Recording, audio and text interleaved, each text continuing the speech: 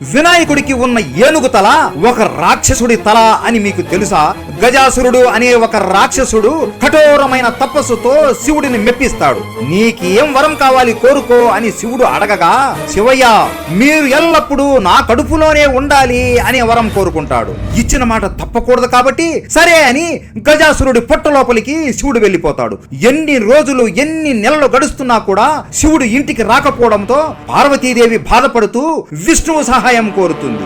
విష్ణువు గంగిరెద్దును ఆడించే వ్యక్తిలా వేషం మార్చుకొని నందిని కూడా తీసుకుని గజాసురుడి రాజ్యానికి వెళతాడు. ఆ గజాసురుడు విష్ణువు వాయించే సన్నాయికి మైమరిచిపోయి ఎంతో సంతోషిస్తాడు. మీకేం వరం కావాలో కోరుకోండి నేను ఇస్తాను అని అనగా, విష్ణువు నవ్వుతూ నేను అడిగేది మీరు ఇవ్వలేరులేండి అని అంటాడు. ఆ మాటకి గజాసురుడి అహం దెబ్బతింటుంది.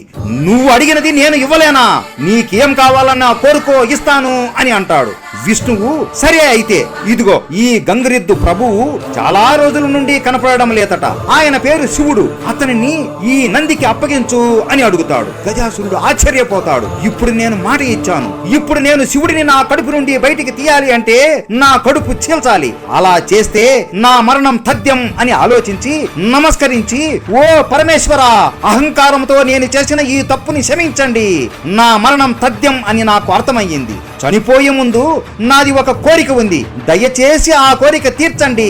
నేను చనిపోయిన తరువాత కూడా ముల్లోకాలు నా శిరస్సుని పూజించేలా మీరే చెయ్యాలి స్వామి అని కోరుకుంటాడు. వెంటనే గంగిరెద్దు రూపంలో ఉన్న నంది కాలు దువ్వి గట్టి గట్టిగా అరుస్తూ పరిగెత్తుకుంటూ వచ్చి కొమ్ములతో ఆ గజాసురుడి పొట్టని చీల్చేస్తుంది. అంతే, వెంటనే గజాసురుడు పొట్ట నుండి ఒక దివ్యమైన వెలుగు వస్తుంది.